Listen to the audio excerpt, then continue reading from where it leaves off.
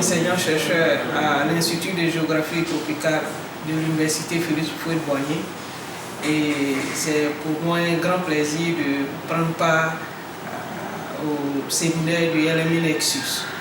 En effet, je suis spécialisé en géographie physique et environnement, mais nous allions géomatique et climatologie dans l'analyse des impacts, mais d'abord dans tout ce qui est signe de changement au niveau des paramètres climatiques, leurs impacts sur les secteurs d'activité.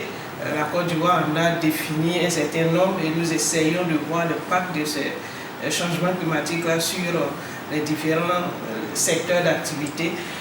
Mais nous allons un peu plus loin en essayant de voir dans quelle mesure les populations essaient de s'adapter, mais aussi des propositions scientifiques pour l'adaptation à ces conséquences au changement climatique.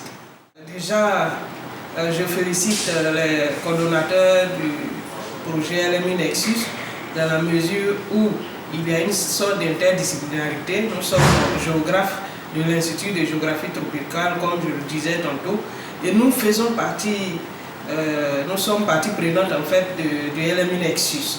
À ce titre-là, nous participons à toutes les organisations du LMI Nexus, que ces organisations, disons, soient des activités scientifiques ou même hors scientifiques. Nous sommes là et nous prenons part.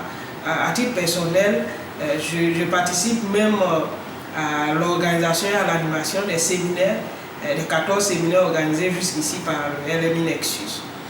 Et il y a aussi des collaborations scientifiques, notamment de plus en plus dans l'encadrement des étudiants et même dans la formation des étudiants et des jeunes chercheurs. Mes suggestions pour le LMI Nexus est assez simple.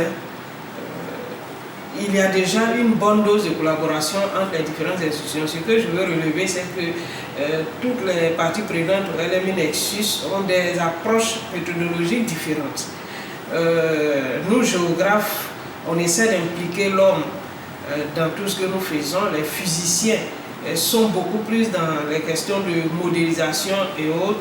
Les biosciences sont beaucoup plus dans les questions de sciences naturelles, je crois bien.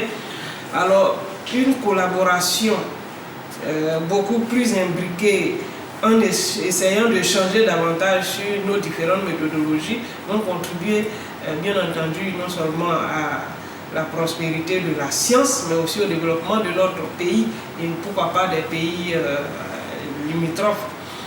L'autre chose, c'est que le LMI Nexus est jusqu'ici à l'Université Félix Houphouët-Boigny. C'est une très belle initiative que je souhaite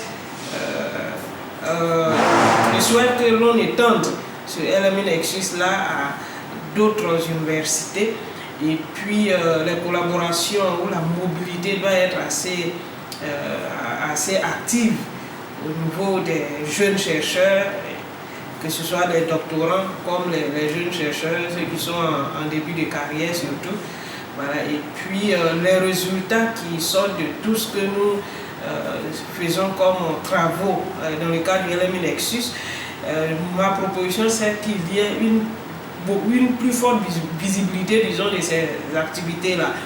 Et il y a plusieurs moyens, ça peut être des colloques, ça peut être aussi des publications ciblées, ça peut être des documents spéciaux que le LMI Nexus peut lancer pour édition et tout ça. Voilà. Et ce qui est aussi intéressant, c'est que le LMI Nexus est en train de chercher à impliquer de plus en plus les différentes parties prenantes, notamment l'IGT qui aujourd'hui a été approché pour initier une étude ou encore une formation sur la géomatique et l'étude des inondations. Et je pense que c'est déjà bien et je souhaite que la collaboration aille encore plus loin, que ce soit dans la mobilité comme dans les approches méthodologiques.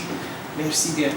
Et je voudrais terminer pour remercier les coordonnateurs du LMI Nexus et toutes les parties prenantes au LMNexus et que vraiment prospère ce projet pour que se développent nos pays qui sont face aux effets assez catastrophiques des changements climatiques.